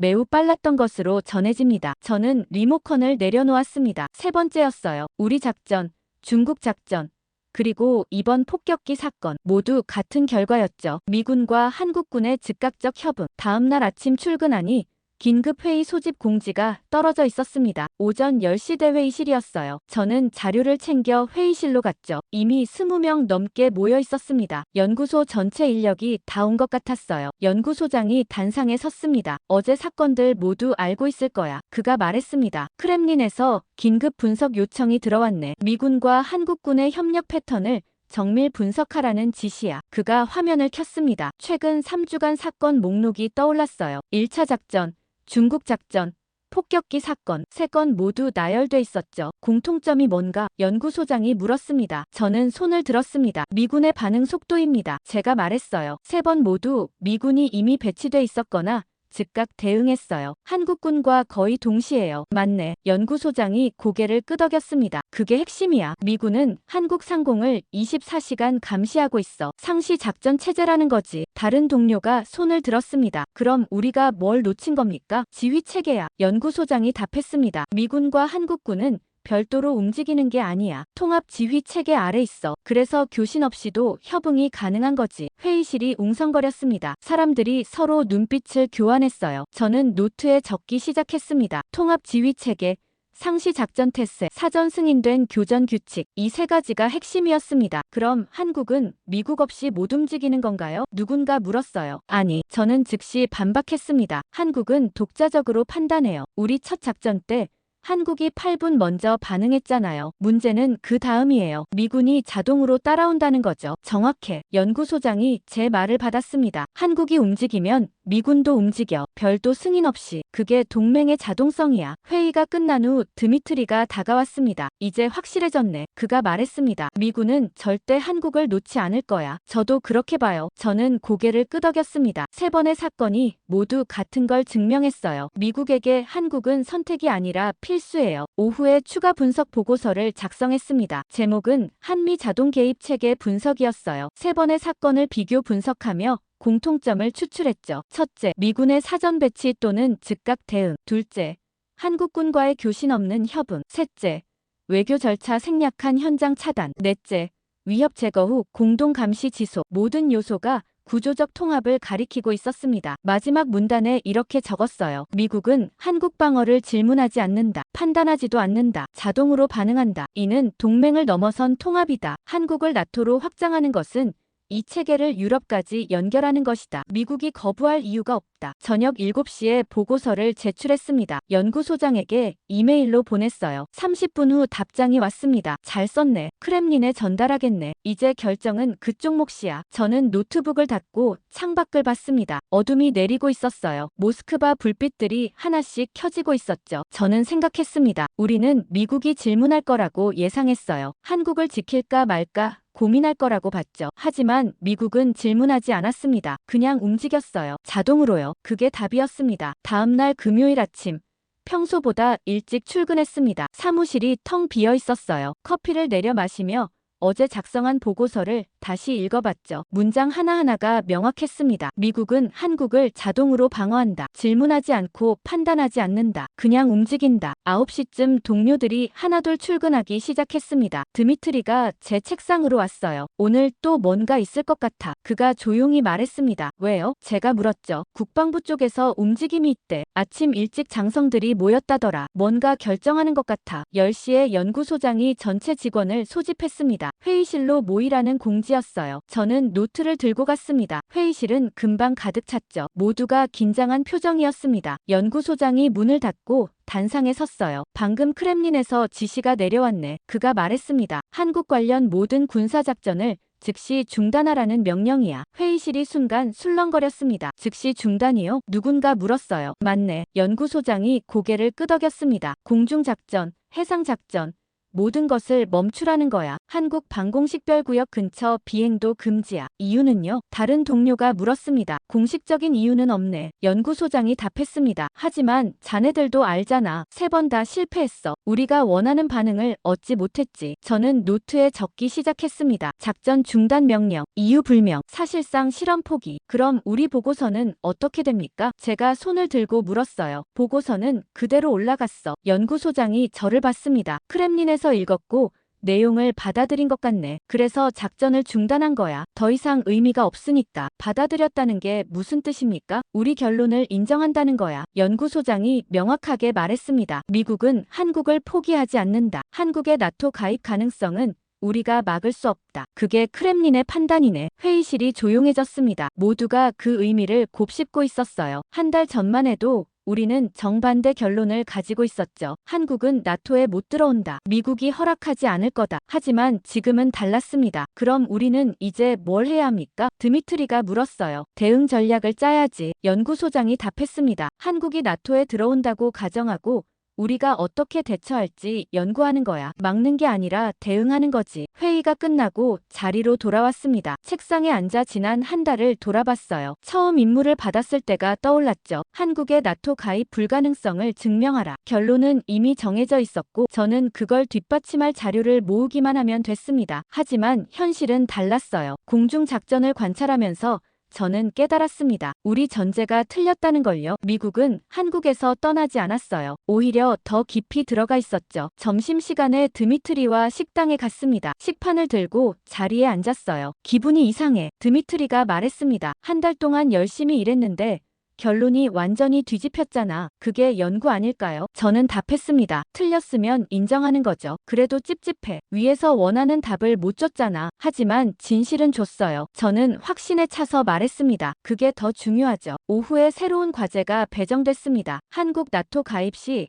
러시아 대응 전략이라는 제목이었어요. 이제 방향이 완전히 바뀐 겁니다. 막는 게 아니라 대비하는 거였죠. 저는 새 파일을 만들고 개요를 작성하기 시작했습니다. 한국이 나토에 가입한다면 어떤 변화가 올까요? 첫째, 나토 작전 반경이 아시아까지 확대됩니다. 둘째, 중국 견제 체계가 강화되죠. 셋째, 한반도가 서방 동맹의 최전선이 됩니다. 각 항목마다 우리가 어떻게 대응해야 할지 적어 내려갔습니다. 외교적 압박, 군사적 재배치, 경제적 연대 강화. 하지만 타이핑하면서도 허무한 생각이 들었어요. 한 달 전 우리는 이런 일이 일어나지 않을 거라고 확신했는데 이제는 일어날 것을 전제로 계획을 세우고 있었죠. 저녁 6시쯤 연구소장이 제자리로 왔습니다. 수고했네. 그가 말했습니다. 자네 보고서가 큰 역할을 했어. 덕분에 크렘린이 현실을 직시하게 됐지. 그냥 제 일을 했을 뿐입니다. 저는 겸손하게 답했어요. 겸손할 것 없네. 연구소장이 의자를 당겨 앉았습니다. 자네는 용기 있게 결론을 바꿨어. 위에서 원하는 답이 아니었는데도 말이야. 쉬운 일이 아니었지. 사실이었으니까요. 제가 말했습니다. 거짓말은 못하겠더라고요. 연구소장이 잠시 저를 보더니 말했습니다. 자네 같은 사람이 필요해. 앞으로도 한국 관련 프로젝트는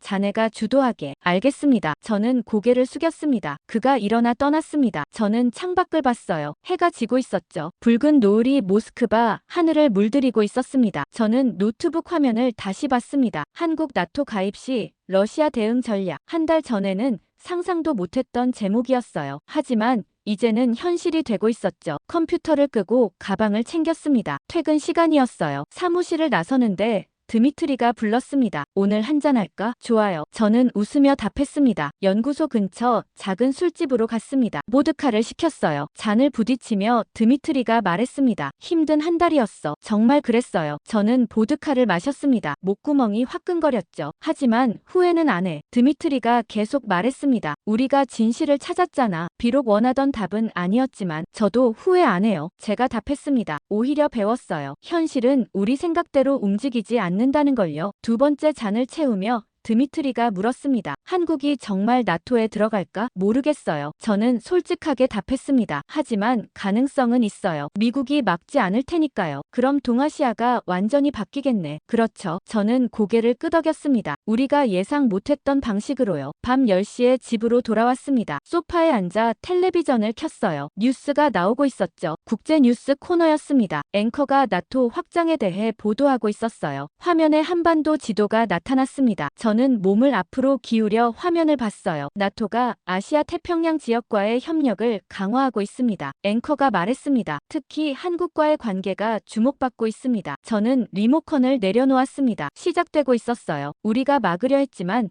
막지 못한 일이요. 한국은 나토를 향해 가고 있었습니다. 조용히 하지만 확실하게 침대에 누워 천장을 봤습니다. 한 달 전 이 프로젝트를 시작했을 때가 떠올랐어요. 결론은 정해져 있었죠. 한국은 나토에 못 들어온다. 하지만 지금 제 머릿속 결론은 정반대였습니다. 한국은 들어갈 수 있다. 아니, 들어가고 있다. 눈을 감았습니다. 내일부터 새로운 보고서를 쓰기 시작해야 했어요. 이번엔 막는 게 아니라 대응하는 전략이요. 현실을 인정하고 준비하는 거였죠. 잠이 들기 전 마지막으로 생각했습니다. 이 실험은 실패했다. 우리가 원하는 답을 얻지 못했으니까. 하지만 진실은 찾았다. 그게 더 중요한 거였죠. 주말이 지나고 월요일 아침이 왔습니다. 출근길 지하철에서 뉴스를 확인했어요. 국제 섹션을 열자마자 헤드라인이 눈에 들어왔죠. 중국, 미국의 강경 항의, 한반도 상공 군사활동 관련 기사를 클릭해서 읽어 내려갔습니다. 지난주 발생한 일련의 공중작전들에 대해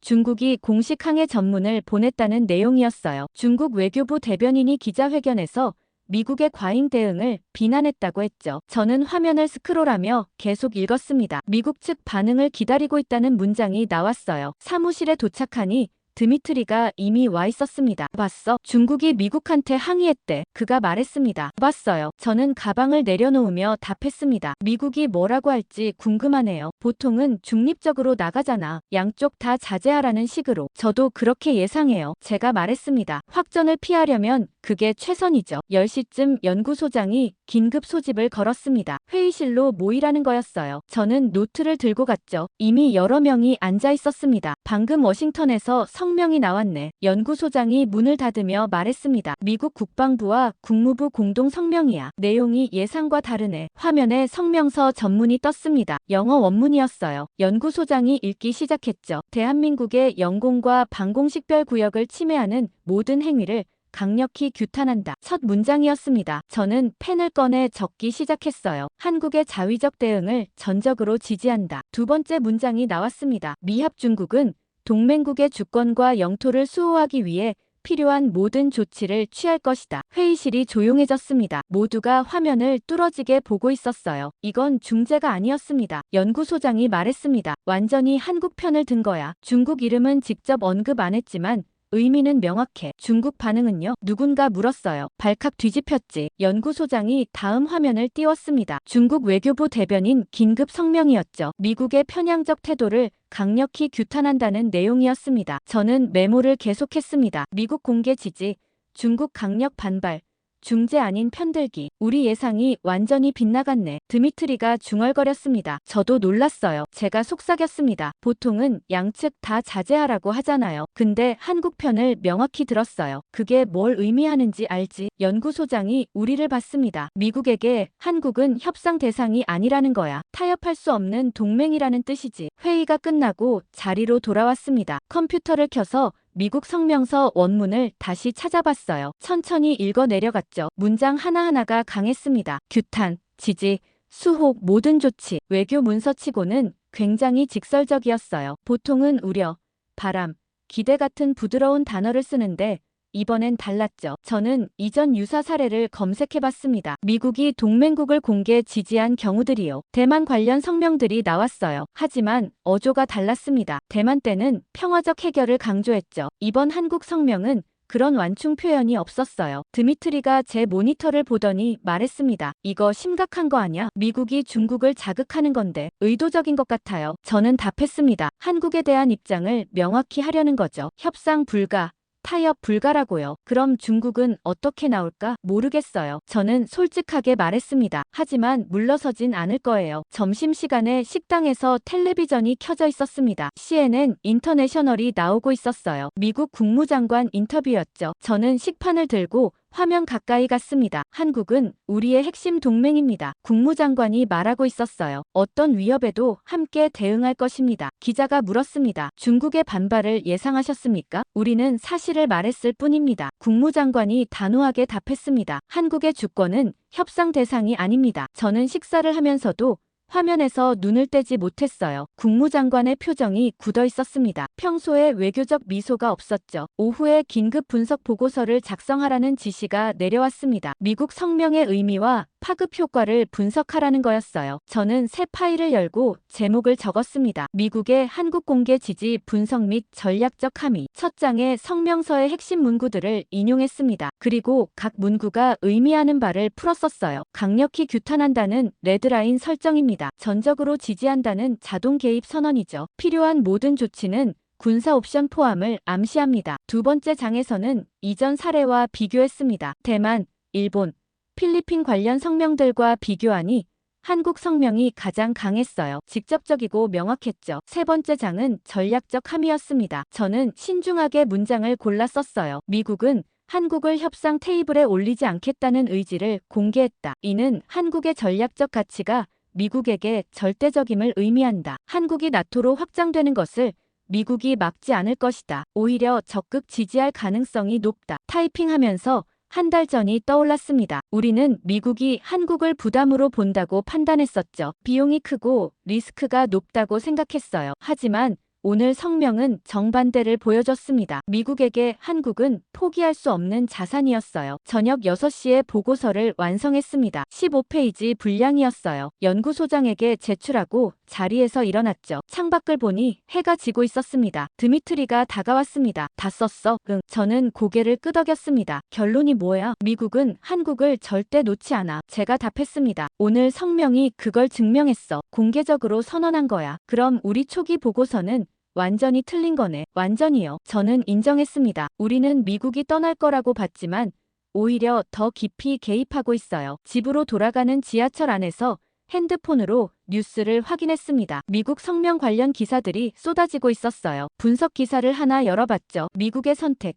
한국인가 중국인가라는 제목이었습니다. 기사는 미국이 명확하게 한국을 선택했다고 분석하고 있었어요. 중국과의 관계 악화를 감수하면서도 한국 편을 들었다는 겁니다. 저는 화면을 스크롤하며 읽어 내려갔습니다. 전문가 코멘트가 나왔어요. 이는 미국 인도 태평양 전략의 핵심이 한국임을 보여준다. 한 싱크탱크 연구원이 말했다고 했죠. 한국을 잃으면 전체 전략이 무너진다. 그래서 미국은 타협하지 않는 것이다. 집에 도착해 소파에 앉았습니다. 노트북을 열어 오늘 작성한 보고서를 다시 읽어봤어요. 마지막 문장이 눈에 들어왔습니다. 주한미군 철수라는 가정은 공식적으로 무너졌다. 미국은 한국의 손을 들었다. 그리고 그 선택은 공개적이고 명확하며 되돌릴 수 없다. 저는 노트북을 닫았습니다. 한 달간의 연구가 이 한 문장으로 정리됐어요. 우리가 증명하려던 결론은 틀렸고 현실은 정반대였습니다. 창밖을 보니 모스크바 야경이 펼쳐져 있었습니다. 내일부터 또 새로운 보고서를 써야 했어요. 이번엔 미국의 선택에 어떻게 대응할지요. 하지만 오늘 밤만큼은 쉬고 싶었습니다. 일주일 후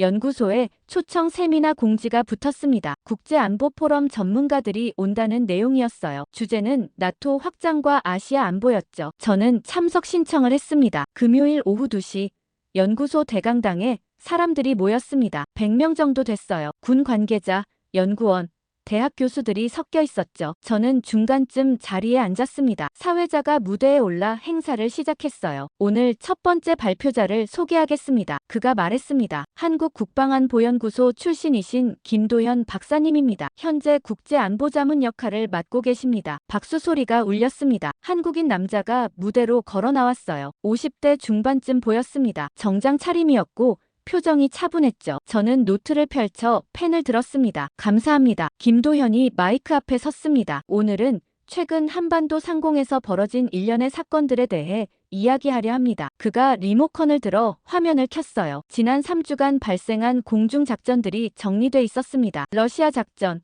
중국 작전, 폭격기 사건 모두 나열돼 있었죠. 여러분도 아시다시피 이 사건들 이후 미국은 명확한 입장을 밝혔습니다. 김도현이 계속 말했습니다. 한국에 대한 전적인 지지였죠. 많은 분들이 이를 외교적 선택으로 보셨을 겁니다. 하지만 저는 다르게 봅니다. 저는 몸을 앞으로 기울였습니다. 그의 다음 말이 궁금했거든요. 미국이 한국을 선택한 게 아닙니다. 김도현이 또박또박 말했습니다. 이미 한국이 선택의 중심이 된 겁니다. 강당이 조용해졌습니다. 모두가 그를 주시하고 있었어요. 저는 그 문장을 노트에 적었죠. 한국이 선택의 중심. 무슨 뜻일까요? 설명하겠습니다. 김도현이 다음 슬라이드를 띄웠습니다. 미국의 인도 태평양 전략 구조도였어요. 여러 국가들이 점으로 표시돼 있었고 선으로 연결돼 있었죠. 미국의 인도 태평양 전략을 보십시오. 그가 레이저 포인터로 가리키며 설명했습니다. 일본이 있고 호주가 있고 필리핀이 있습니다. 모두 중요한 동맹이죠. 하지만 이들을 연결하는 중심에 누가 있습니까? 그가 한반도를 가리켰습니다. 한국입니다. 저는 화면을 뚫어지게 봤습니다. 정말로 한국이 중앙에 있었어요. 일본과 중국 사이,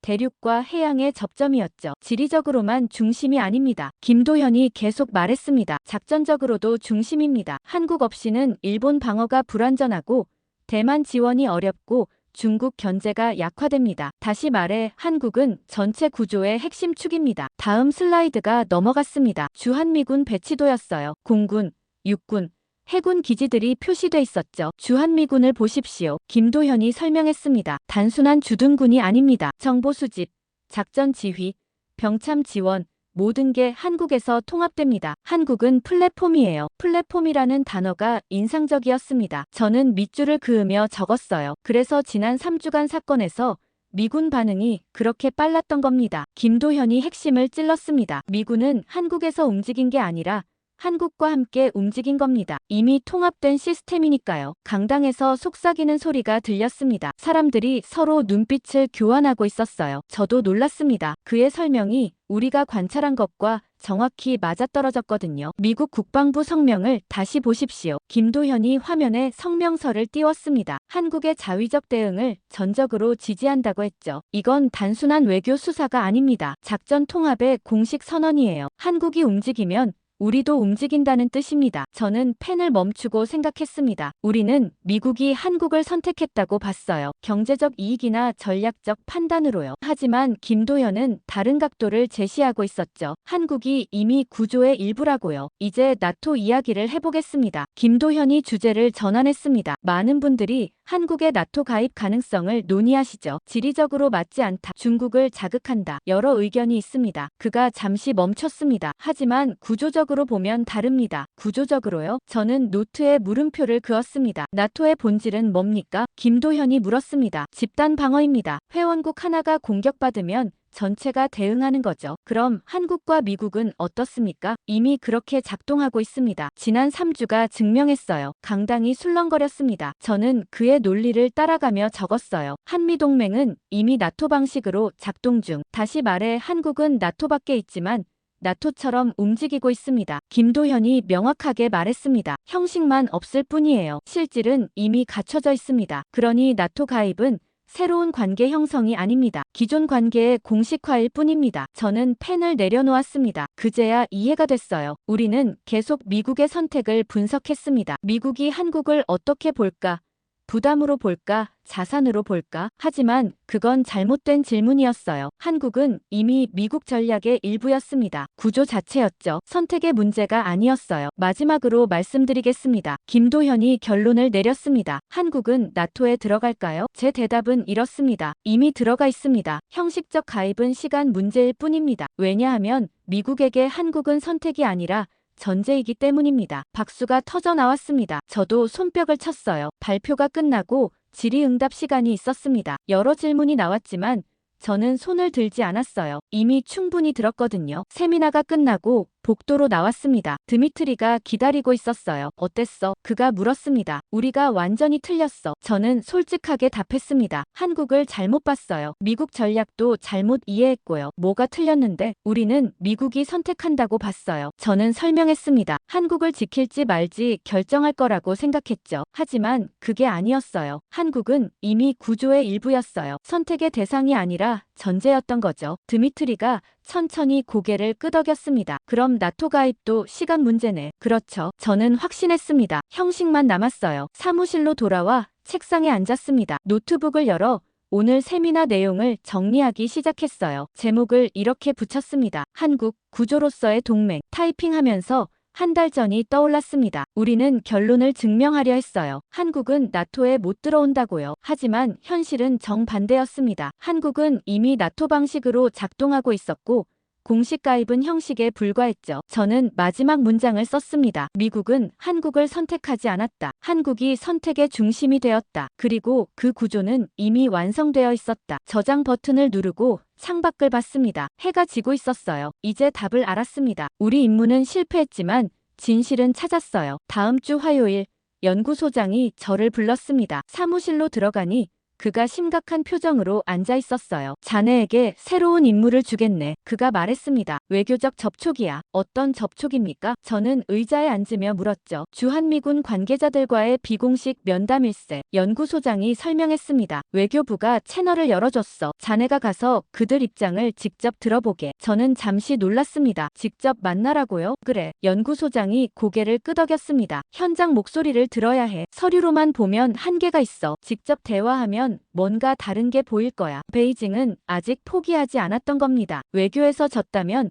현장을 흔들어 보겠다는 거였죠. 혹시 주한미군 내부에 회의론자들이 있을지 모른다는 기대였어요. 언제 출발합니까? 제가 물었습니다. 이번 주 금요일 서울로 가게. 연구소장이 봉투를 건넸습니다. 일정표와 접촉 대상자 명단이야. 3일간 머물면서 면담하게. 금요일 오전 모스크바를 출발했습니다. 블라디보스토크를 경유해서 인천공항에 도착한 건 저녁 7시였어요. 입국 심사를 받고 나오니 대사관 직원이 기다리고 있었습니다. 호텔로 가는 차 안에서 서울 야경을 봤습니다. 고층 빌딩들이 불을 밝히고 있었어요. 생각보다 현대적인 도시였죠. 한강이 도시를 가로지르며 흐르고 있었습니다. 다음 날 아침 일정이 시작됐습니다. 첫 번째 면담은 용산 미군기지 근처 카페였어요. 주한미군 공보실 소속 대령이 나왔습니다. 이름은 마크 톰슨이었죠. 만나서 반갑습니다. 그가 악수를 청했습니다. 저도요. 저는 악수하며 답했습니다. 시간 내주셔서 감사합니다. 커피를 주문하고 자리에 앉았습니다. 톰슨이 먼저 입을 열었어요. 무엇을 알고 싶으신가요? 솔직히 말씀드리겠습니다. 저는 준비한 말을 꺼냈습니다. 최근 한반도 상공 사건들 이후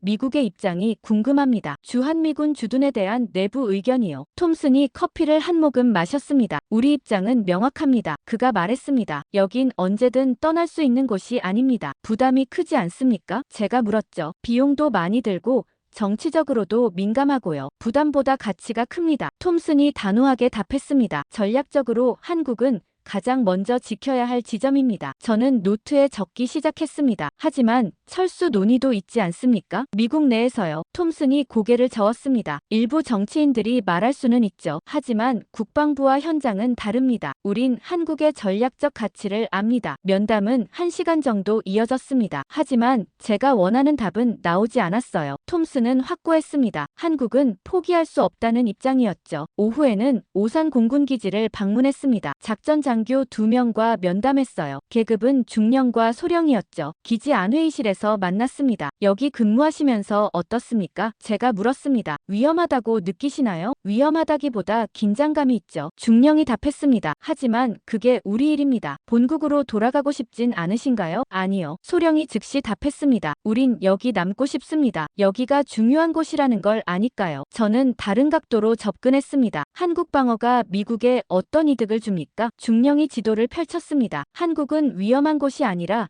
전쟁을 통제할 수 있는 곳이에요. 그가 설명했습니다. 여기서 우리가 물러나면 전체 지역이 불안정해집니다. 일본도 대만도 전부요. 예상과 다른 답변들이었습니다. 저는 회의론을 찾으려 했지만 없었어요. 모두가 한국 주둔의 필요성을 확신하고 있었죠. 저녁에는 비공식 모임이 있었습니다. 주한미군 병사 서너 명과 식사 자리였어요. 이태원의 한 식당이었죠. 분위기가 편했습니다. 술도 한두 잔 나왔어요. 솔직히 여쭤보겠습니다. 제가 조심스럽게 말했습니다. 여러분 가족들은 걱정하지 않으십니까? 한국에 있는걸요. 한 상사가 웃으며 답했습니다. 처음엔 걱정했죠. 근데 여기 와보니 생각보다 안전해요. 서울은 뉴욕보다 안전할 정도예요. 다른 병사가 거들었습니다. 우린 여기 일하는 게 자랑스러워요. 중요한 임무니까요. 한국 사람들도 우릴 환영하고요. 저는 맥주를 마시며 들었습니다. 그들의 목소리에는 진심이 담겨 있었어요. 불만이나 회의가 아니라 자부심이었죠. 다음날 일요일 마지막 면담이 있었습니다. 주한미군 고위 관계자였어요. 신원은 밝힐 수 없다는 조건이었죠. 호텔 라운지에서 만났습니다. 그는 정장 차림의 50대 남자였어요. 당신 임무가 뭔지 압니다. 그가 단도직입적으로 말했습니다. 러시아 정부가 보낸 거죠. 주한미군 철수 가능성을 타진하러요. 저는 당황했지만 숨기지 않았습니다. 맞습니다. 제가 인정했죠. 그럼 분명히 말하죠. 그가 앞으로 몸을 기울였습니다. 우린 떠나지 않습니다. 어떤 제안을 해도 마찬가지예요. 저는 마지막 카드를 꺼냈습니다. 조용한 조정은 언제든 가능합니다. 제가 완곡하게 말했죠. 외교적으로 해결할 수 있어요. 그가 커피잔을 내려놓았습니다. 당신 정부가 계속 그런 로비를 한다면요? 그가 차갑게 말했습니다. 우리는 공론화할 겁니다. 공론화요? 네. 그가 고개를 끄덕였습니다. 누가? 어떤 방식으로? 언제 압박했는지 전부 공개하겠다는 겁니다. 기록도 다 있어요. 저는 등골이 서늘해졌습니다. 이건 협박이 아니었어요. 사실 통보였죠. 한국은 우리에게 협상 대상이 아닙니다. 그가 마지막으로 말했습니다. 이해하셨기를 바랍니다. 면담이 끝나고 호텔방으로 돌아왔습니다. 침대에 앉아 노트를 펼쳤어요. 3일간의 면담 내용을 정리하기 시작했죠. 톰슨 대령, 포기 불가 입장, 오산 기지 장교들, 주둔 필요성 확신, 병사들, 임무 자부심, 고위 관계자, 강경 경고, 모든 면담이 같은 방향을 가리키고 있었습니다. 주한미군은 떠날 생각이 없었어요. 개인적 의견이 아니라 조직적 입장이었죠. 저는 보고서를 쓰기 시작했습니다. 제목은 주한미군 현장 면담 결과였어요. 마지막 문장을 이렇게 적었습니다. 미국은 한국의 손을 들었다. 그리고 그 선택은 현장에서 이미 끝나 있었다. 어떤 외교적 접근도 소용없을 것이다. 월요일 아침 인천공항으로 향했습니다. 비행기를 타고 모스크바로 돌아가는 길이었어요. 창밖으로 서울이 멀어지고 있었죠. 저는 생각했습니다. 직접 만나면 달라질 거라고 믿었어요. 현장에 회의론자가 있을 거라고 기대했죠. 하지만 없었습니다. 모두가 같은 생각이었어요. 한국은 지켜야 한다고요. 모스크바에 도착한 건 화요일 저녁이었습니다. 공항에서 곧장 연구소로 향했어요. 연구소장이 기다리고 있었거든요. 사무실 문을 열자 그가 책상 앞에 서 있었습니다. 어땠나? 그가 물었어요. 저는 가방을 내려놓고 의자에 앉았습니다. 소용없었습니다. 제가 답했죠. 현장에서 만난 모든 사람이 같은 입장이었어요. 한국은 포기할 수 없다고요. 한 명도 예외가 없었나? 한 명도요. 저는 고개를 저었습니다. 장교든 병사든 고위 관계자든 모두 확신하고 있었어요. 주한미군 철수 같은 건 논의조차 안 된다고 하더라고요. 연구소장이 한숨을 쉬며 앉았습니다. 보고서는 준비했나? 네. 저는 가방에서 서류를 꺼냈습니다. 3일간 면담 내용을 정리했어요. 결론은 명확합니다. 외교적 접근은 효과가 없을 겁니다. 다음 날 아침 크렘린에 최종 보고서를 제출했습니다. 한 달 반 동안의 연구 결과를 종합한 문서였어요. 80페이지가 넘었죠. 표지에 제목을 적었습니다. 한국 나토 가입 가능성 최종 평가. 서론에서 연구 결과를 설명했습니다. 당초 목적은 가입 불가능성 증명이었으나 연구 과정에서 반대 결론에 도달했다고 명시했어요. 1장은 공중작전 관찰 결과였습니다. 세 차례 사건을 상세히 기록했죠. 미군의 즉각 대응,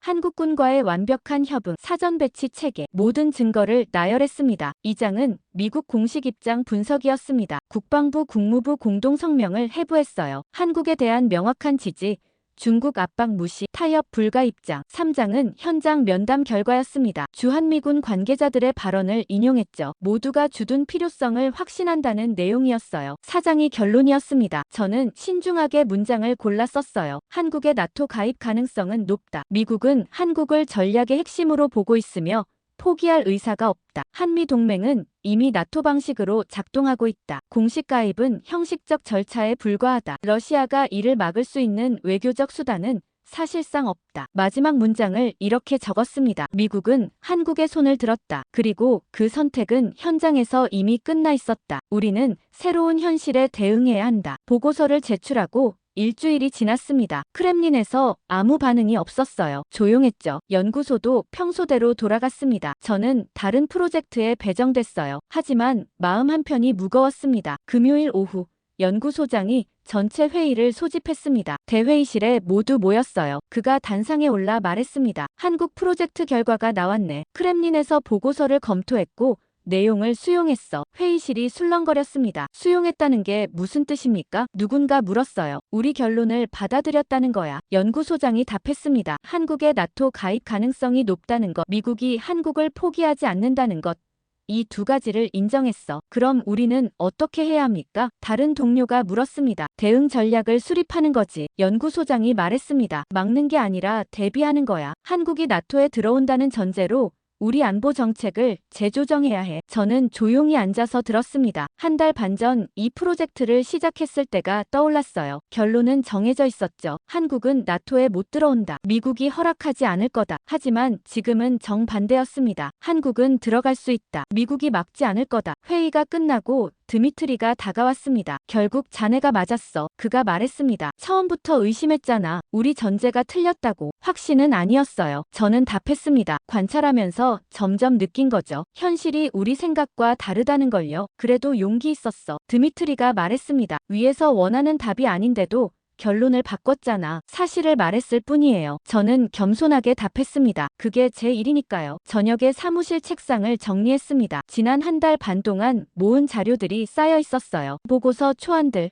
관찰 기록들, 면담 노트들 하나씩 파일에 넣으며 생각했습니다. 이 프로젝트는 실패했어요. 우리가 원하던 결론을 증명하지 못했으니까요. 하지만 성공하기도 했습니다. 진실을 찾았으니까요. 컴퓨터를 끄고 가방을 챙겼습니다. 퇴근 시간이었어요. 연구소를 나서는데 연구소장이 복도에서 저를 불렀습니다. 카터, 잠깐. 그가 다가왔습니다. 수고 많았네. 자네 덕분에 크렘린이 현실을 직시하게 됐어. 쉬운 일이 아니었는데 잘 해냈어. 감사합니다. 저는 고개를 숙였습니다. 앞으로도 한국 관련 일은 자네가 맡게. 연구소장이 말했습니다. 자네가 가장 잘 아니까. 알겠습니다. 연구소를 나와 지하철역으로 걸어갔습니다. 11월 말에 모스크바는 추웠어요. 바람이 차갑게 불고 있었죠. 하지만 기분은 나쁘지 않았습니다. 지하철을 타고 집으로 가는 동안 창밖을 봤습니다. 어둠 속에서 도시 불빛들이 반짝이고 있었어요. 저는 지난 한 달 반을 돌아봤습니다. 처음 임무를 받았을 때 저는 확신했어요. 자료가 우리 편이고